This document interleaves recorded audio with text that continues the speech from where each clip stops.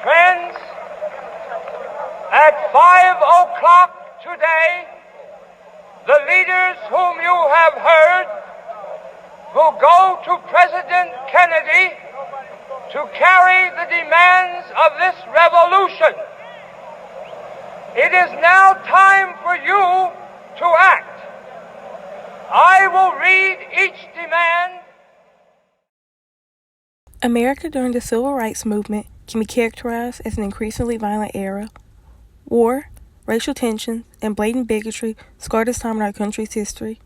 Despite the ever-growing intensity of hatred, Bayard Rustin broke barriers by exposing the oppressor of African Americans and fighting for justice through nonviolent methods. Bayard was raised by his grandparents in their big old house filled with his siblings, neighbors, and sometimes strangers.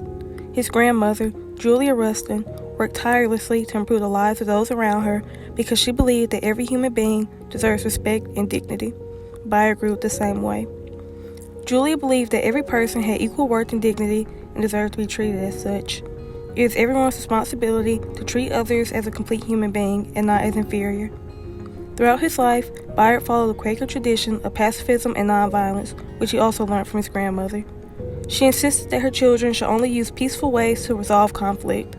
In a letter, Bayard wrote, "My activism is rooted fundamentally in my Quaker upbringing and the values that were instilled in me by my grandparents who reared me. Those values are based on the concept of a single human family and the belief that all members of that family are equal." He applied this concept throughout his life. As he got older, Bayard joined many organizations who sought equality and peace. He joined the Young Communist League in 1940, where he got a pension for organizing after establishing other YCL clubs in New York. Bayard was given a large role in a campaign to desegregate the military in 1941. He was eager to fight racial segregation in the military and agreed. After the YCL shifted its focus to supporting the military, Bayard left.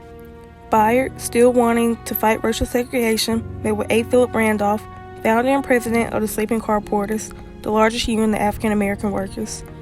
Bayard joined the March on Washington movement along with Randolph to protest African American exclusion from jobs. Fearing a large-scale march, President Franklin Roosevelt issued an executive order stating that there should be no discrimination in the workplace based on race, creed, color, or national origin. Satisfied, Randolph called off the march. Without the March on Washington movement vying for his attention, Bayard was recruited to join the Fellowship of Reconciliation by A.J. Musk, an internationally known pacifist. As a youth secretary, Bayard traveled around the country educating young people about nonviolence and training them in nonviolent tactics. Bayard was also a part of the NAACP and the founder of the Southern Christian Leadership Conference. Even after he was arrested in 1944 for not reporting for a required military physical, Bayard continued to break barriers by combating violence with nonviolence. While in jail, Bayard was described as very troublesome. He wrote to the warden about discrimination in the prison as well as ways to fix it. When his plan to desegregate the recreation room ended up with a white prisoner threatening him, Bayard insisted on staying complacent in the matter.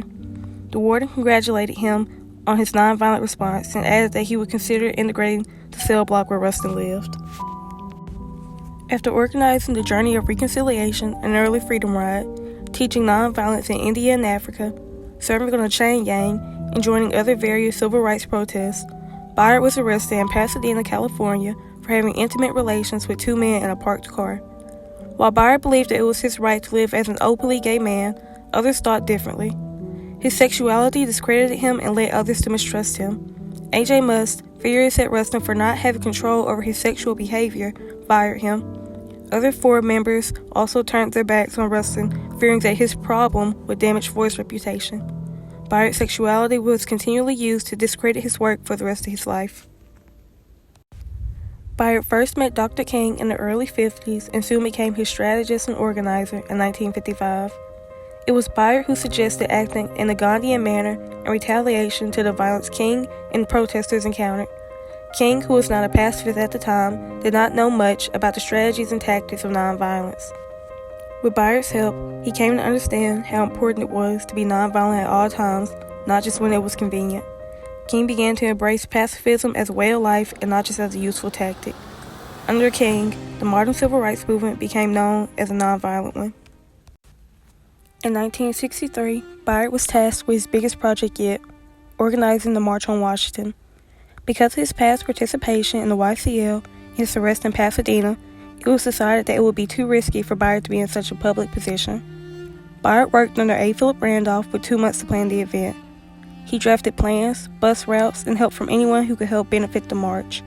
Bayard's main role was to publicize the event, highlight the demands of the march, and to teach participants about the need for nonviolence. He even recruited hundreds of African American officers as peacekeepers to nonviolently and safely lead troublemakers away. Randolph said Bayard was Mr. March on Washington himself.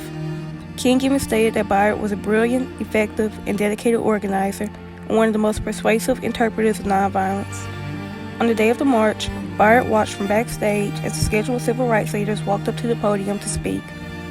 After Dr. King's riveting I Have a Dream speech, Bayard stepped up to read the demands of the march. The 1963 March on Washington movement for Jobs and Freedom was the largest and most important nonviolent demonstration for civil rights in the U.S. After the march, the Civil Rights Act of 1964 was passed, followed by the Voting Rights Act of 1965.